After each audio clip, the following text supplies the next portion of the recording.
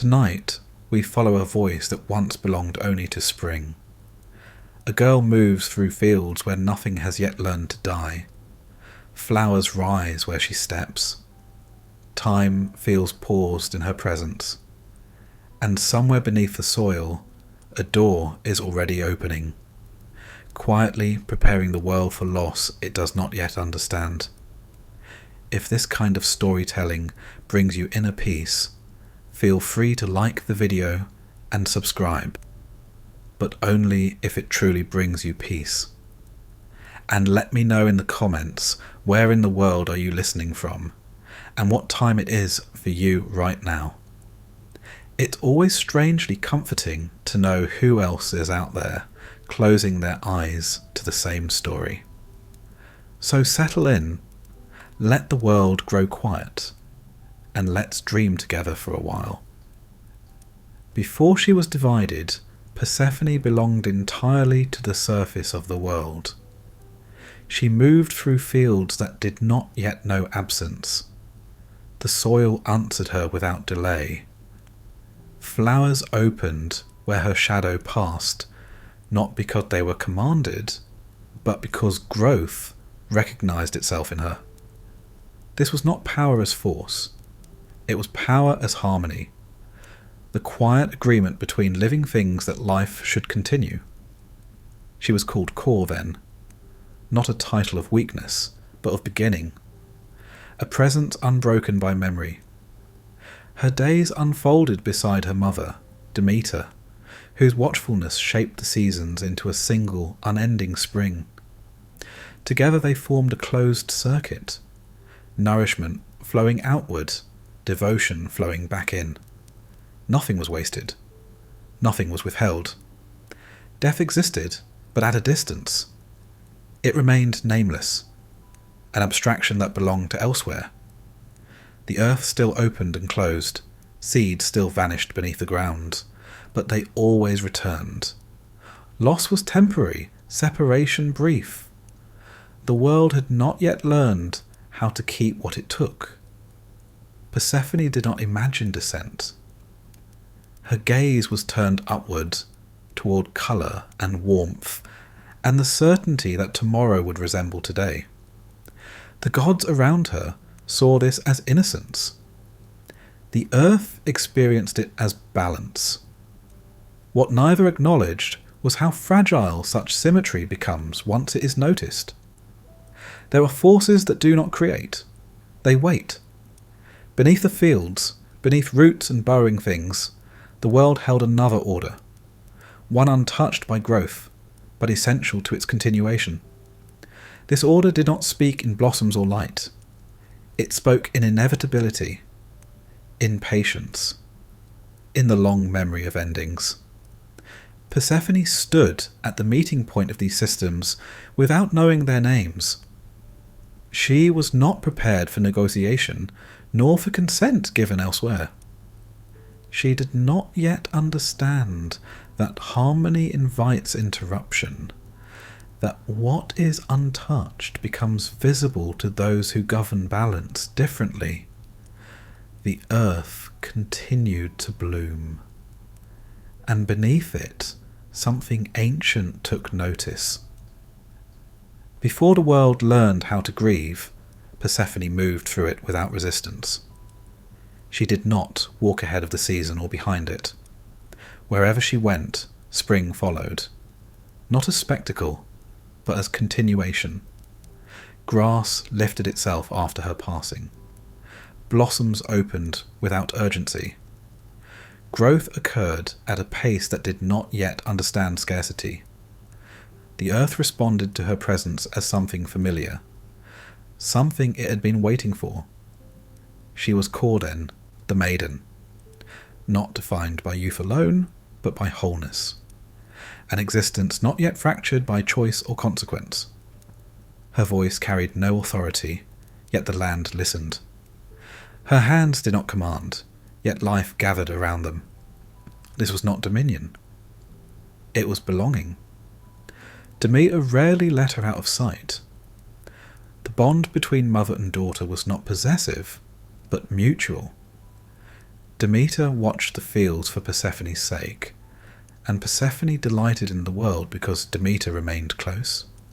Together, they formed a rhythm the gods took for granted. Crops rose without anxiety. Seasons did not argue among themselves. Hunger existed only as memory, distant and impersonal. Olympus observed this balance with quiet assumption. Nothing eternal, they believed, could be threatened by what it excluded. Death had its domain, far below, away from song and colour. The surface belonged to repetition and renewal. Persephone's laughter stitched this belief into the fabric of the world. She did not know what it meant to be alone. The idea had no language yet. Solitude was unnecessary where the earth answered every footstep, and her mother's presence never withdrew. Persephone's identity was relational. Daughter, companion, echo of abundance. She had not yet been asked who she might be apart from this design. In meadows unmarked by boundary, she gathered flowers without counting them. Each bloom felt singular and endless at once. The act required no restraint, because nothing had yet proven fragile. Time, in these moments, appeared generous. Endings did not announce themselves. They did not seem necessary. This is what made her visible. In a cosmos structured by division, sky apart from sea, living apart from dead, Persephone embodied convergence, still unresolved. She belonged entirely to life, yet she stood upon a threshold she did not know existed. Seeds vanished into soil, and returned changed. Persephone noticed only the return. She trusted the earth without question. That trust was mirrored back to her. Animals moved close without alarm. Water remained clear. The ground did not betray the weight placed upon it. Nothing broke beneath her expectation of continuity. Yet even here, at the height of harmony, there were signs too subtle to name. Shadows lengthened, unnoticed. Roots pushed deeper than necessary. The soil held more than it released. The system sustained itself, but at a cost no one tallied. Eternal growth requires an equal depth of containment. Persephone's presence fed this cycle, unaware of the balance it demanded. The gods allowed this ignorance. Zeus did not intervene. Hera did not question. Demeter did not imagine separation as possible. Silence functioned as agreement. The cost of harmony was deferred, not erased. Persephone herself did not imagine transformation. She was not curious about endings. She did not ask what lay below the surface, or why the earth sometimes cooled where her feet had just passed. Innocence here was not naivety, it was completion. Nothing had yet been taken from her, so nothing felt missing. This is the last shape of Persephone that belongs entirely to the light, not weak, not sheltered, simply untested by loss.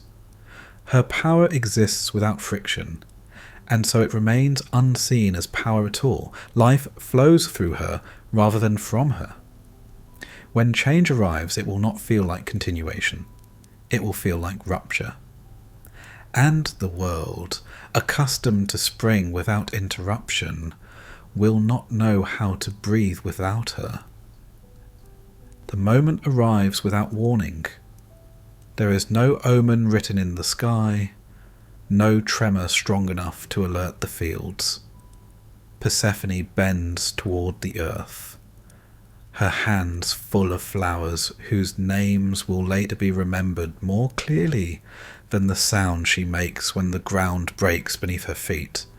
What opens is not a path. It is a wound. Hades rises from below, without spectacle.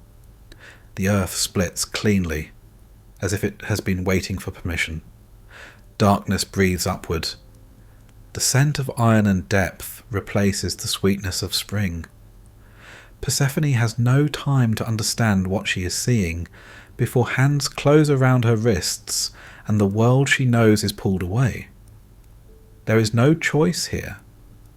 Her voice does not summon rescue. Sound does not travel fast enough to outrun divine momentum. The ground seals itself behind them, flowers collapsing inward as though they had never existed. The meadow returns to stillness too quickly, betraying what it has allowed. This is how the earth learns to keep what it takes. Above, Demeter hears the scream. It carries across distances that usually soften sound. The cry does not ask for help. It names loss. Demeter runs without direction, her grief widening as it moves.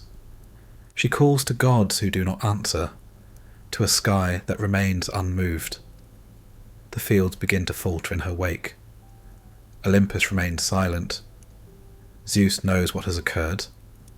His consent was not spoken at the moment of violence, but it exists nevertheless, buried in earlier agreements, in the assumption that order requires exchange. A daughter offered to stabilize a realm. A life traded to complete a system. Authority exercised without presence. This betrayal cuts deeper than force.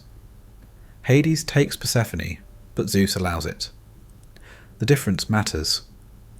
The act is not driven by chaos, but by governance. A decision made where Persephone does not exist as a voice, only as a solution. Below, the descent continues. Light thins into darkness. Air grows heavy. Persephone's struggle slows not from submission, but from the realization that resistance has no terrain here.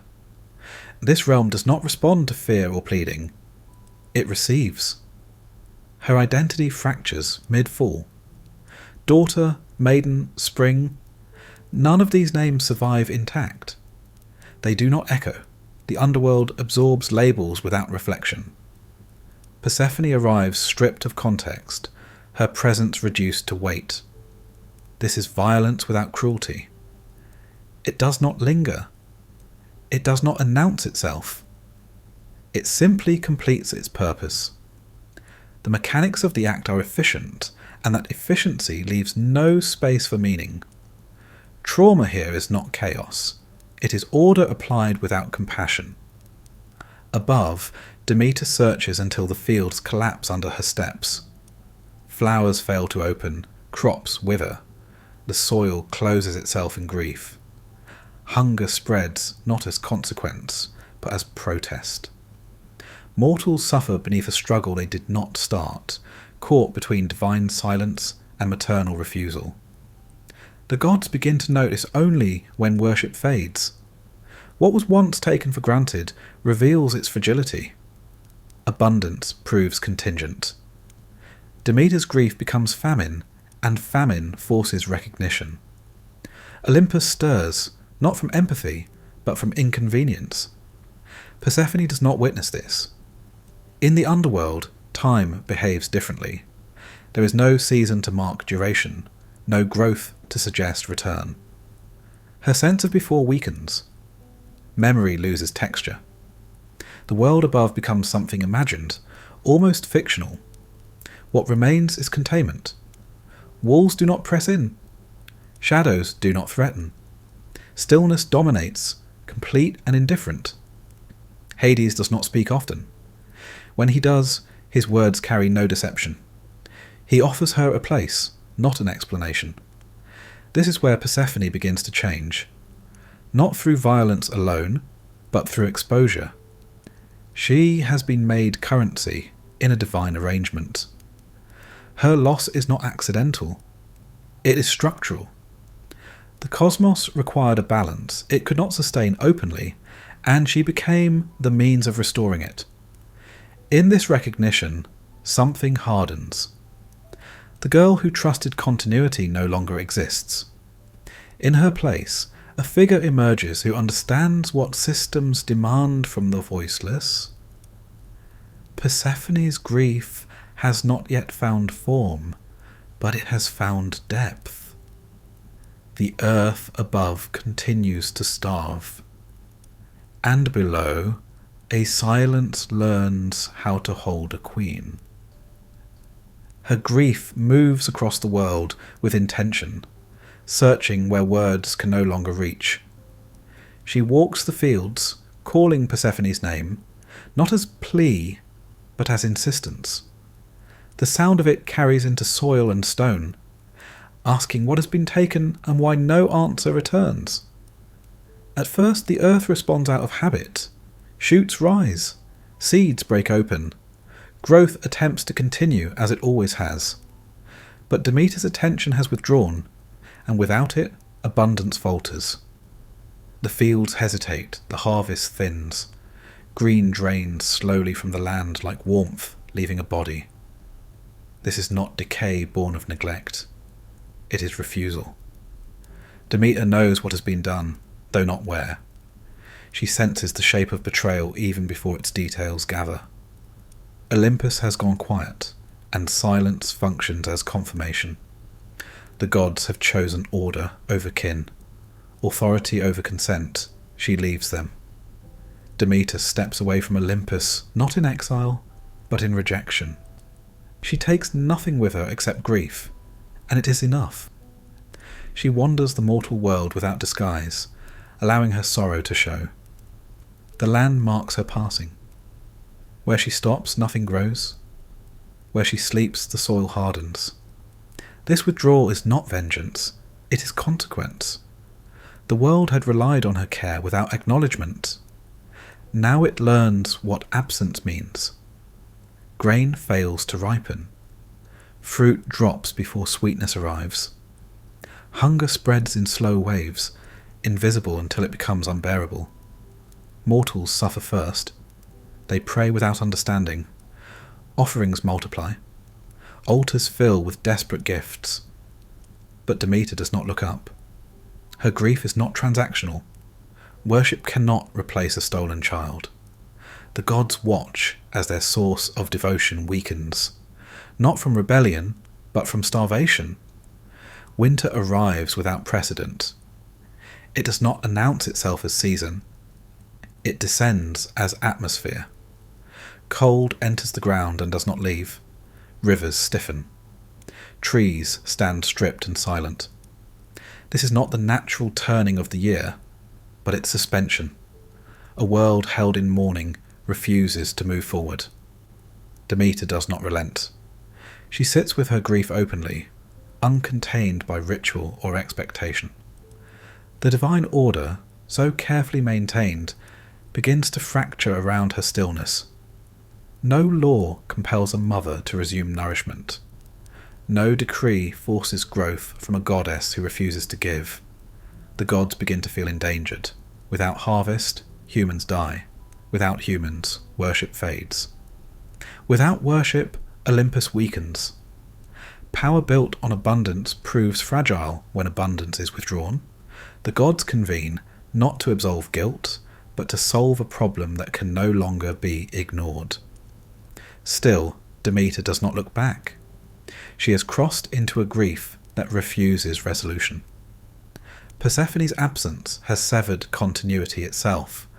Time no longer feels linear. Days repeat without progress. The future collapses into a single question with no answer. The earth mirrors this psychology perfectly. Nothing grows because nothing is expected to return. Seeds rot in the ground, forgotten. Animals wander in hunger and confusion. The world does not rage, it dims. This is the first winter. Not the gentle sleep later remembered as part of a cycle, but a freeze born of despair. A season without promise. No one knows if it will end, because no one knows if loss can be undone. Zeus can no longer wait. Authority that functioned through distance must now intervene directly. Messages are sent, negotiations begin. But Demeter has passed beyond persuasion. She will not bargain for what should never have been taken. Her grief has crystallized into something immovable. She does not demand justice. She demands return. This too is a boundary. The world holds its breath as Olympus reaches toward the underworld, acknowledging at last that what was decided without consequence has shattered the balance it sought to preserve.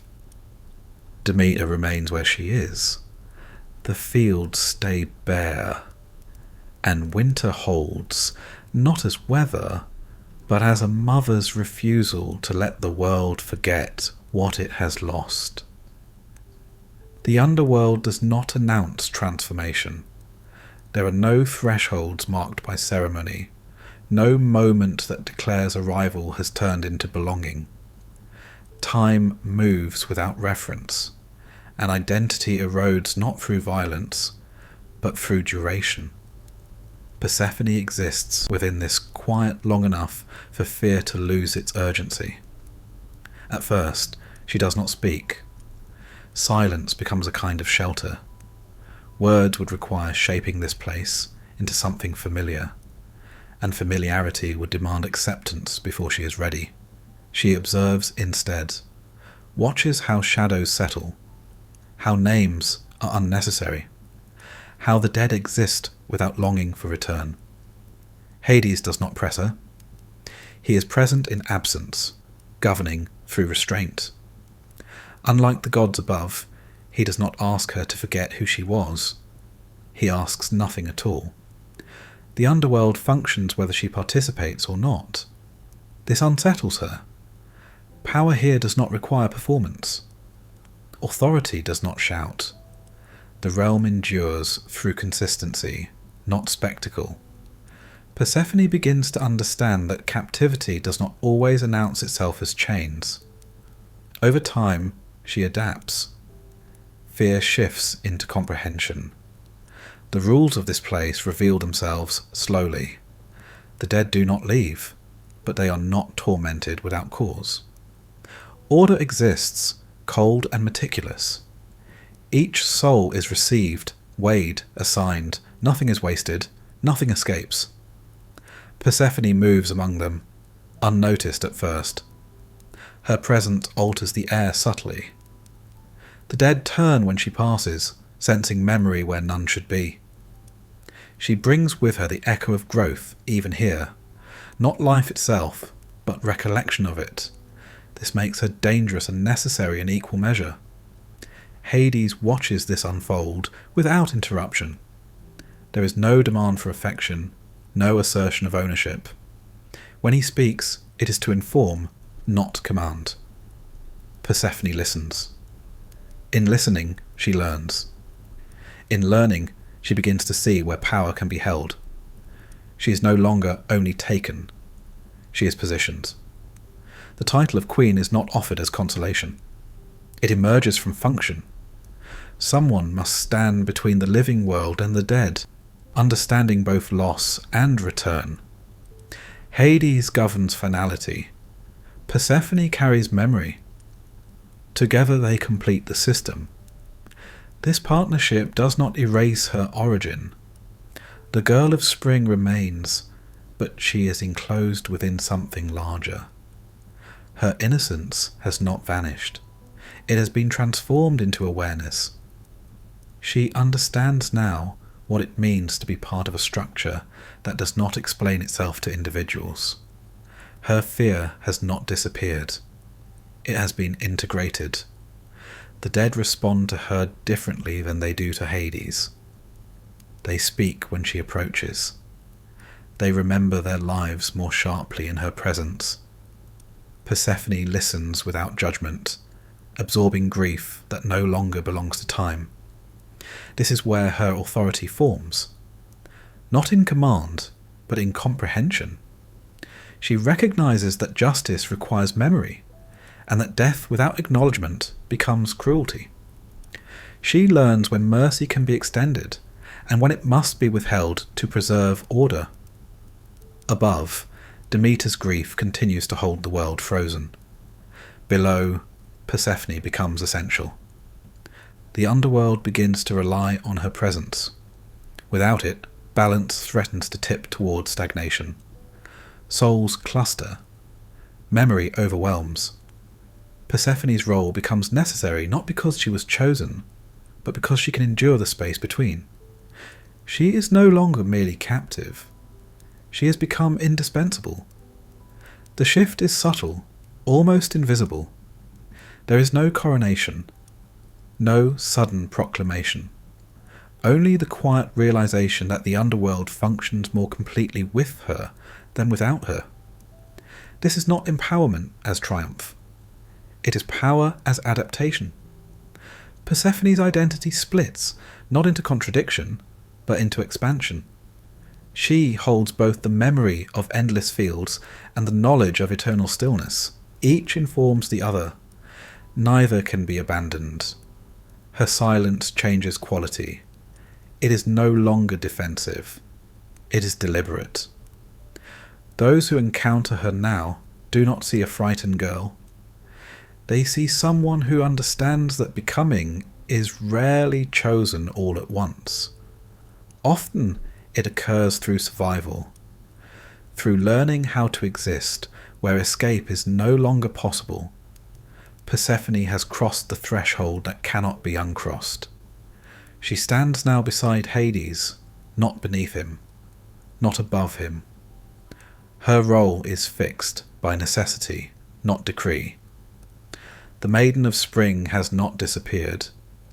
She has been folded inward, and in that folding, the Queen of the Dead takes her first full breath. The pomegranate waits quietly in the underworld. It does not tempt with fragrance. Its skin is thick, unassuming, almost severe. Only when it breaks does the colour appear. Dark red, contained, deliberate. This fruit does not belong to hunger. It belongs to knowledge. Persephone encounters it after time has dulled the sharpest edges of fear. She has learned the rhythms below, the rules that do not bend, the silence that does not judge. Return has become a concept rather than a certainty. The world above still exists, but it no longer defines her entirely. Here, in this stillness, choice acquires weight. The stories disagree about what happens next. Some say Hades deceives her, offering the seeds when her vigilance is lowered. Others say she eats knowingly, understanding that nothing consumed in this realm leaves without consequence. The truth may rest between intention and inevitability. What matters is not whether the act was free. What matters is that it binds. To eat in the underworld is to accept it. The act acknowledges belonging more deeply than any title or vow. Persephone's teeth break the flesh. The seeds enter her body. With them, the realm registers her not as visitor, but as participant. This is where fate changes texture. Before, Persephone was taken. Her descent was violent, unchosen. Now, however constrained the context, an action has occurred through her own body. The universe responds differently to action than to force. The distinction is small, but it alters everything. Above, the earth continues to freeze. Demeter's grief has not softened. She does not know of seeds or boundaries drawn by ancient law. She knows only absence. Negotiation now moves with urgency. The gods can no longer allow balance to collapse beneath maternal refusal. A compromise emerges. Persephone will return, but not entirely. The pomegranate has spoken. Even a few seeds are enough. Time cannot be reversed to its earlier simplicity. Consequence does not erase itself because intention was unclear. The law below does not consider emotion when weighing permanence. Persephone listens as the terms take shape. Part of the year above, part below. A division written not as punishment, but as acknowledgement of complexity. The world resists singular ownership.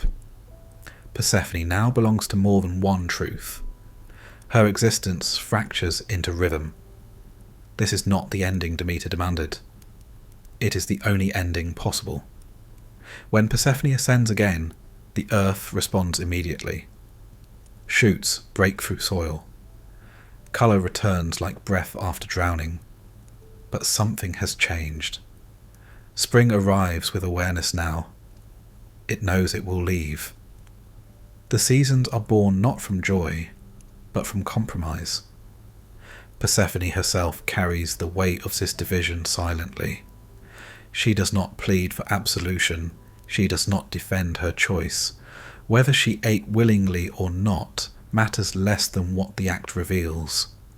Once knowledge is taken in, there is no returning to innocence. The seeds become memory.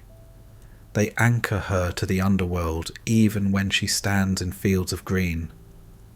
Likewise, the surface world clings to her when she descends.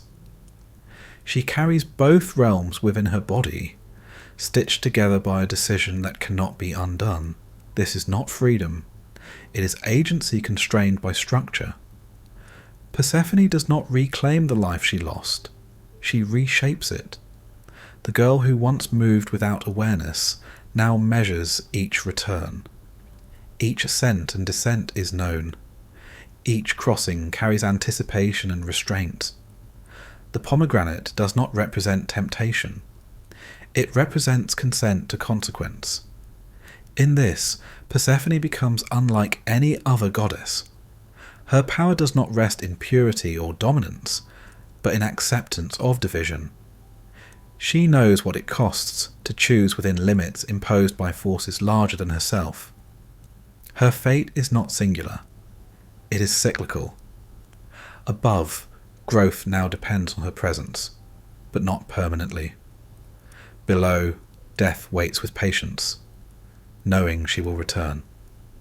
Persephone becomes the hinge upon which the world turns, not because she commanded it so, but because her existence now contains contradiction. The seeds remain inside her. They do not rot. They do not disappear. They remind her, each time, that no realm can be inhabited without leaving a trace behind. Persephone's existence no longer unfolds in a single direction. It moves instead in intervals, measured not by ambition but by return. Each year she rises, and each year she descends, not as repetition, but as reminder. The world above and the world below are not opposites in her presence. They are held together by rhythm. When Persephone returns to the surface, the earth responds before celebration has time to form. Growth does not ask permission. Shoots split the soil with urgency. Trees remember how to open. Animals stir from restraint into motion. Spring appears not as joy, but as release.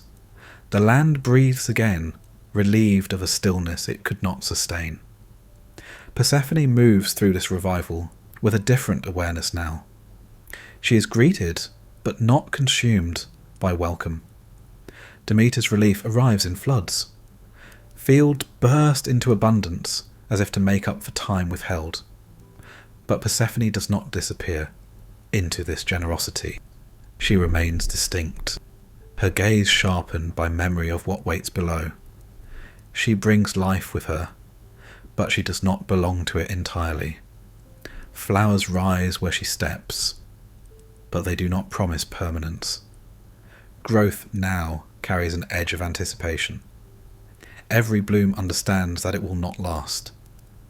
Persephone's presence teaches the surface world restraint, how to flourish without assuming endlessness. When the time comes, she does not flee the descent. There is sadness but not shock. The land senses the shift before it occurs.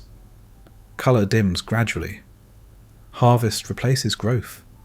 Leaves let go without protest. Winter does not arrive as betrayal, but as acknowledgement. This is her power. Persephone does not force the world into cycles. She embodies them. Below, the underworld receives her not as captive, but as necessary return. Her arrival restores movement where stagnation threatened. Souls gather, remembering their stories more clearly in her presence. The realm does not brighten, but it gains depth. She brings with her not life, but significance. Death remains final, but it is no longer silent. Persephone listens where Hades maintains order. Together, they ensure that stillness does not collapse into erasure. Memory breathes through structure. Her time below does not feel like punishment. It feels like completion. This duality reshapes her identity permanently.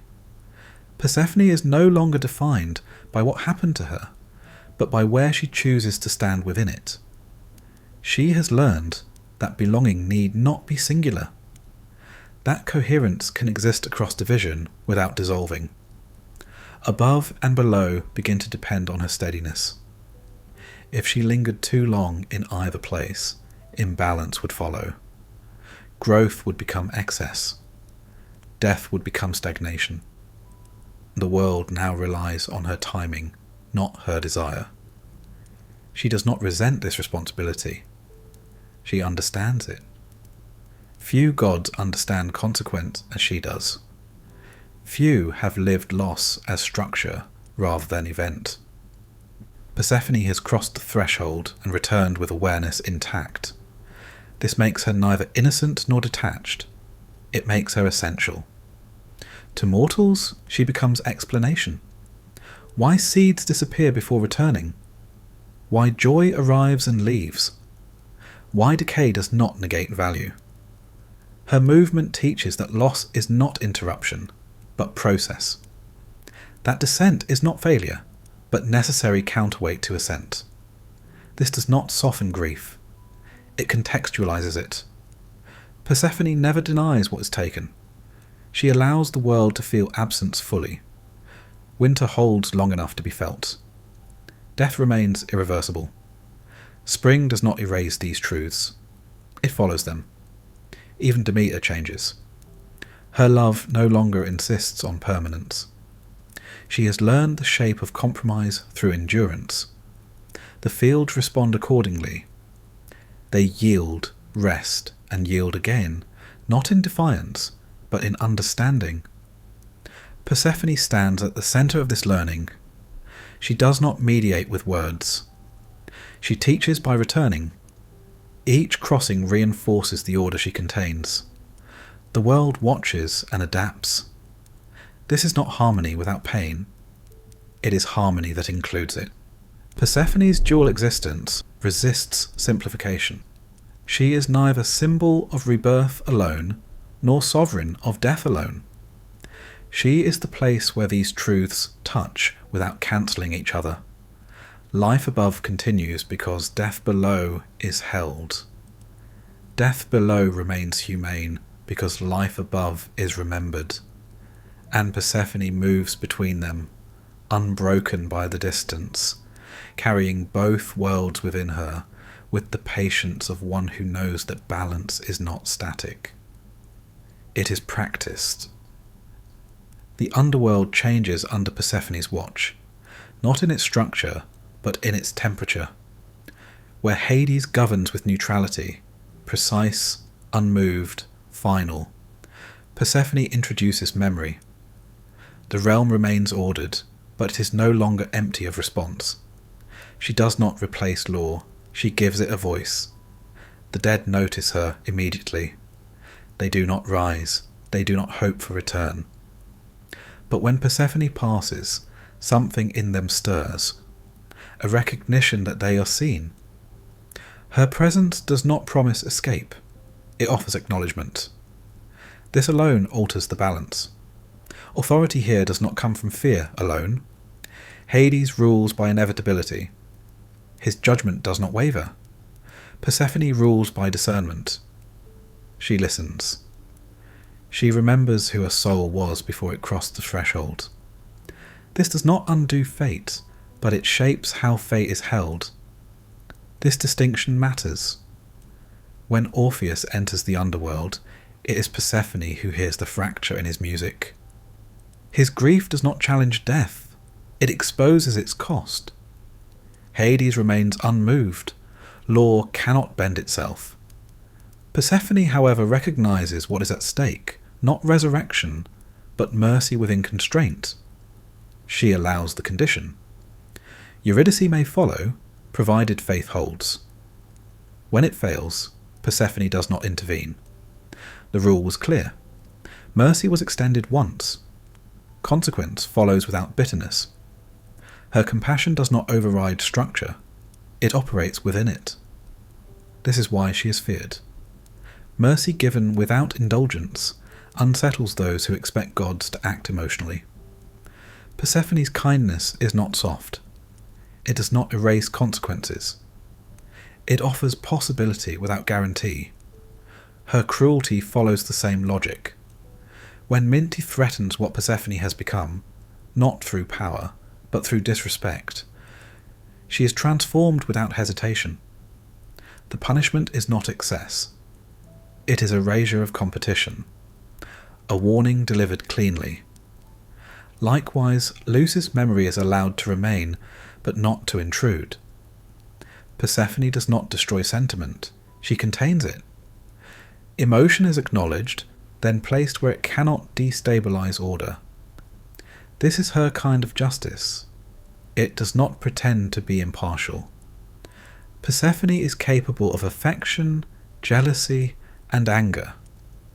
The difference is that she governs these forces rather than being ruled by them. Her emotions inform her decisions, but they do not dissolve her authority. This makes her unlike Hades. Neutrality creates consistency, but it lacks flexibility. Persephone provides that flexibility without collapsing law. Together they form a system that endures. One holds the boundary, the other interprets it. The dead understand this instinctively. They do not beg Persephone for life. They speak to her for meaning, for recognition of what was lost, for the assurance that their suffering did not vanish into nothing. She listens. This listening becomes power. Over time, Persephone's throne is no longer questioned. She did not seize it, and she does not defend it. Authority that must be defended is already weakening. Hers remains because it answers a need the realm cannot ignore. Fear remains present. The underworld is not softened into comfort. Punishments endure. The finality of death is not lessened. Persephone does not dismantle horror. She regulates it. Without her, suffering would be mute. With her, it is contextualized. Mortals who pray to her do so differently than they pray to others. They do not ask for survival. They ask for gentleness in judgment, for clarity in transition, for a death that is not stripped of dignity. Persephone offers no promises, but sometimes she listens. Her mercy is selective. Her punishment is final. Both are administered without spectacle.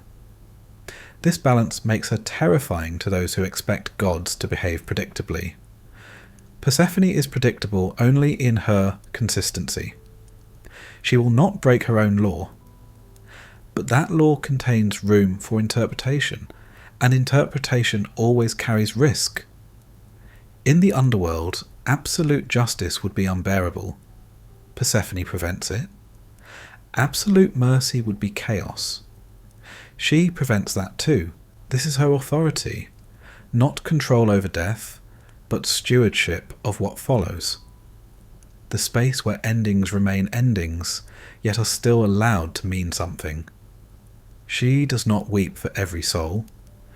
She does not condemn without cause. She rules from the knowledge that both mercy and cruelty, when applied without awareness, become indistinguishable. And so she sits beside Hades, equal not in sameness, but in necessity, the queen of the dead.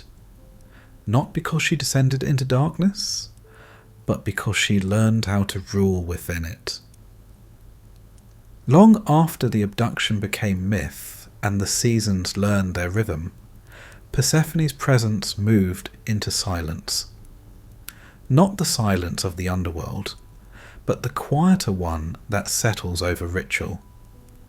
At Eleusis, people gathered not to witness spectacle, but to prepare themselves to understand less.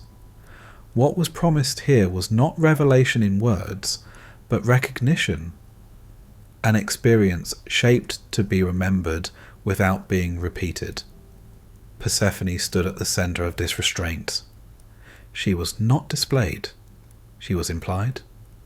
Her story unfolded not as drama, but as pattern, descent, absence, return. The initiates did not reenact the violence, they followed its shadow. Through fasting, darkness, and waiting, they were brought into alignment with a truth Persephone embodied, rather than explained. The mysteries did not erase death. They reframed it. Those who entered did not expect rescue from mortality. They sought familiarity with it. Persephone's presence offered a language for transition that did not deny fear, but placed it within sequence. Death was no longer interruption alone. It was movement into another register of being. This was the promise. Not immortality, but continuity of meaning.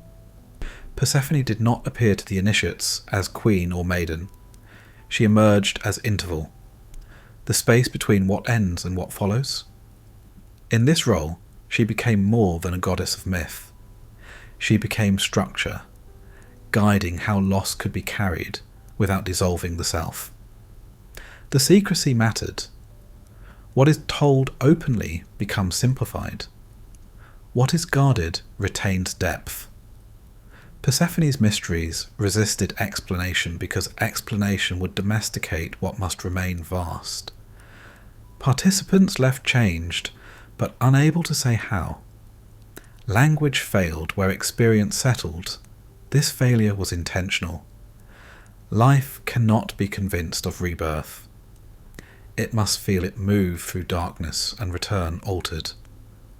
Persephone had done this. The mysteries allowed others to approximate the same passage, not through suffering, but through awareness. In this way she offered something no other Olympian could. Hope without denial. Zeus promised order. Demeter promised abundance. Hades promised finality. Persephone promised continuity without guarantee. She did not protect initiates from death. She taught them how not to be erased by it. The underworld, through her, ceased to be only an end. It became a place where the self could be acknowledged even in dissolution. The idea was subtle and easily misunderstood. It did not promise that souls would return. It promised that crossing would not mean obliteration of meaning. This distinction sustained belief for centuries. Initiates returned to the world with softened fear. They did not cling less to life, but more attentively. Knowing that descent was inevitable, they learned to regard ascent differently. Persephone did not make life endless. She made it deliberate. Her dual authority gave weight to this teaching. She had known terror and sovereignty, loss and responsibility. She had not escaped the underworld. She had claimed a place within it. The mysteries did not worship her triumph. They honoured her endurance. As empires rose and philosophies shifted, the mysteries persisted quietly. Even as the names of gods changed, the pattern remained recognisable. Planting, waiting, harvest, withering, return. This was Persephone's lasting gift. Not salvation, but coherence. A way to live with knowledge of death without allowing it to hollow existence. A way to mourn without abandoning continuity. A way to understand that what disappears is not always lost without trace. In time, the sanctuaries fell silent. The rituals ended. The world grew louder. Yet the structure Persephone revealed did not vanish. It sank deeper into instinct. People continued to imagine return, continued to believe that loss could contain meaning. This belief did not belong solely to gods. It belonged to the human capacity to endure absence without surrendering to it. Persephone's story had moved beyond mythology. It had become quiet architecture for living. She no longer needed to appear. The mystery held itself. And in that holding, rebirth remained not as certainty, but as possibility. Patient, unseen, waiting for those willing to walk into darkness without demanding light in advance. Persephone lives with division inside her, not as contradiction, but as accumulation. She is not torn between identities so much as layered by them. Maiden, bride, queen, each remains intact, none erased by the others. Together they form a self shaped by passage, rather than choice alone. The girl she once was does not disappear. Core survives as memory, as rhythm, as the part of her that still knows how the earth feels before it breaks open. This is the self that remembers trust without calculation, growth without fear of ending. It is a knowledge she carries quietly, no longer naive, but not abandoned. Yet she cannot return to it fully. Experience does not reverse. The descent has marked her beyond innocence. The underworld taught her that permanence is an illusion sustained only by ignorance. Having crossed that boundary, Persephone sees the world as layered terrain, every surface supported by depth, every ascent dependent on descent. The bride emerges not as surrender, but as adaptation. Marriage in her story is not romance, nor is it total loss of agency. It is alignment with inevitability. Persephone does not choose Hades from desire, but neither does she remain solely his captive. She learned the cost of partnership shaped by necessity rather than affection. And within that structure, she finds room to assert herself. This understanding reshapes her. The queen is born not from ambition, but from endurance. Persephone's authority arises because she survives what others deny. She does not conquer death. She inhabits its governance. She understands the unspoken grief of endings without being consumed by them. This makes her rare among gods. The Olympians rule from above. Persephone rules from within transition. She understands mortality not as subject, but as condition. She has lived what others observe. Her shadow self, the self formed through loss, is not monstrous. It is quieter, more observant, less willing to believe that power exempts anyone from consequence. This self tempers her mercy and sharpens her judgment. She knows how fragile certainty is because she has watched it collapse. In this way, trauma does not hollow her. It refines her. Persephone does not deny what happened. She does not seek to undo it. Her story is not one of reclamation through forgetting. She integrates the violence into her identity without allowing it to define her completely. This is where her agency truly emerges.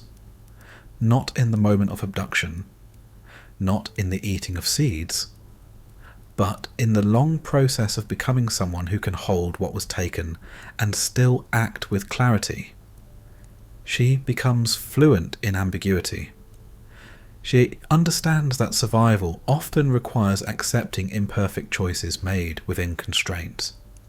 That power, once gained, carries responsibility rather than release. That returning to the world does not mean leaving the underworld behind. This complexity unsettles those who seek simple myths. Persephone is neither pure victim nor triumphant queen alone. She is both, and neither is sufficient without the other.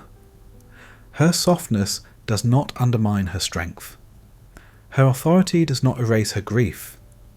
She is one of the few gods shaped by experience rather than doctrine. Because of this, she stands close to mortals. Not in companionship, but in resemblance. Humans too are shaped by events they did not choose. They too become adults through fracture rather than design. Persephone reflects this truth without offering consolation. She does not promise healing. She embodies endurance. Her shadow self is not something she escapes during spring. It rises with her.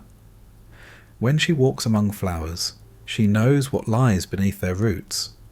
When she smiles, it carries the knowledge of silence waiting elsewhere. This awareness does not diminish joy, it deepens it. To live after loss is not to return unchanged. Persephone's presence teaches that transformation need not be annihilation. Identity expands when it survives fracture without surrendering coherence. In her, the goddess becomes not idealized perfection, but accumulated selfhood. Maiden, bride, queen, each remains accessible, each contextualized by the others. Together they form a figure capable of governing both renewal and release. Persephone is not the goddess of innocence lost. She is the goddess of innocence remembered and carried forward without denial. And in that memory, power finds a quieter, more enduring form. Each year, Persephone moves, not because she is summoned, and not because she is taken again. The earth waits, the underworld opens, and she steps forward, carrying the knowledge of both realms without needing to justify her choice. What once happened to her now becomes something she participates in knowingly. This distinction changes everything.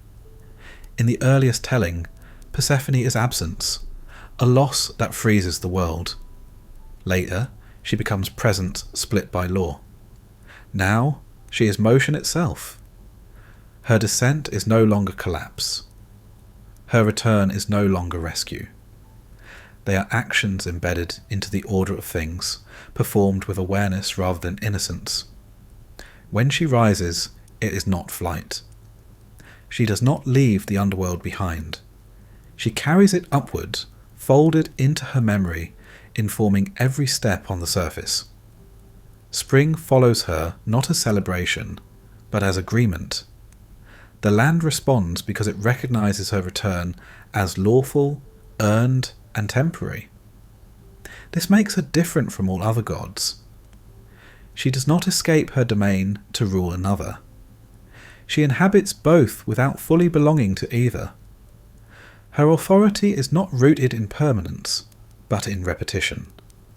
To return is to accept that leaving will follow. Persephone understands this better than anyone. She does not ask the earth to forget winter. She allows it to remember. Growth emerges cautious, aware of its own fragility. Flowers bloom without assumption. Grain ripens with patience. Life exists not in denial of death, but in conversation with it. Her descent carries equal intention. When the time comes, Persephone does not hesitate. The world above senses the shift before it occurs.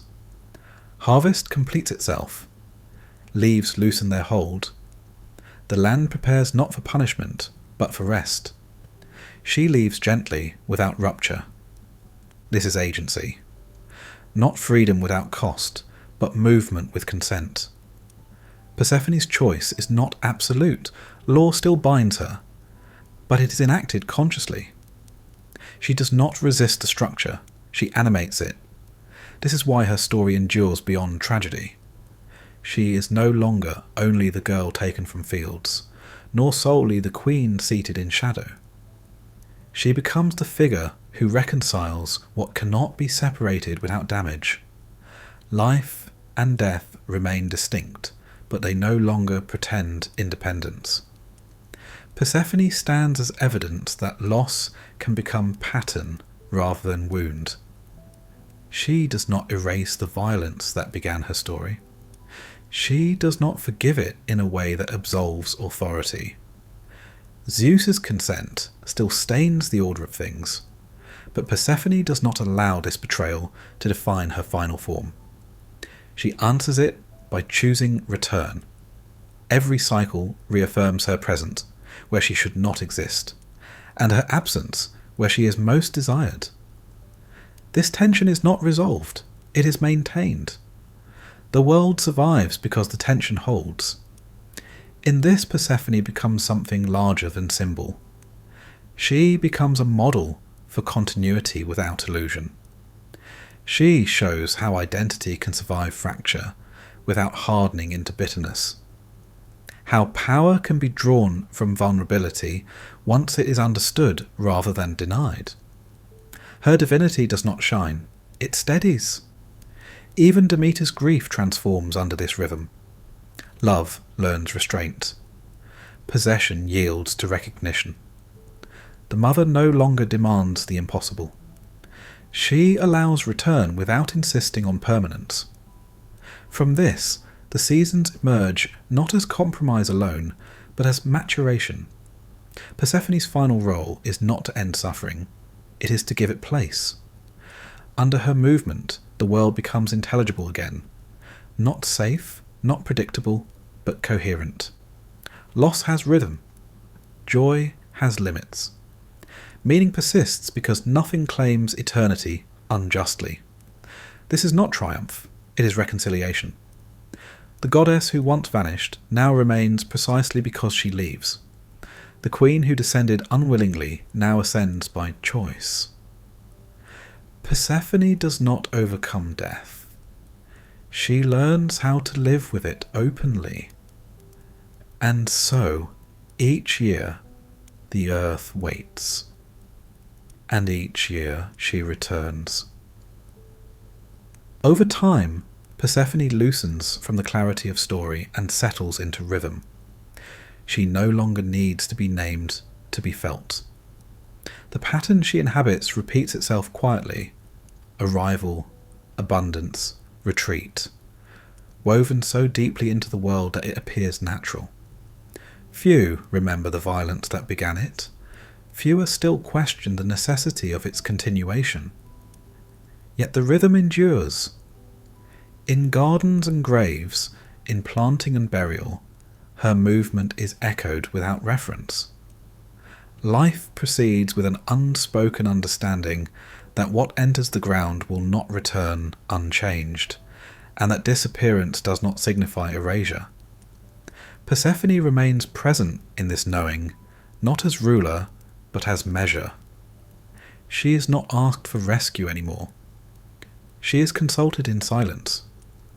Those who stand at thresholds still sense her, where joy is complicated by the knowledge of loss, where departure carries meaning rather than finality. Her power has thinned into principle. It governs without voice, without ritual, without promise. She offers no comfort beyond coherence. To remember Persephone now is not to recall a stolen girl or a crowned queen, but to recognize a truth about continuation, that life persists because it yields, that descent does not negate ascent, and ascent does not cancel what waits below. Her story ends where it always belonged, not in resolution, but in repetition. Each return carries memory. Each departure leaves order intact. Persephone fades into this exchange, neither triumphant nor broken, but essential. A passage still walked, a cycle still turning,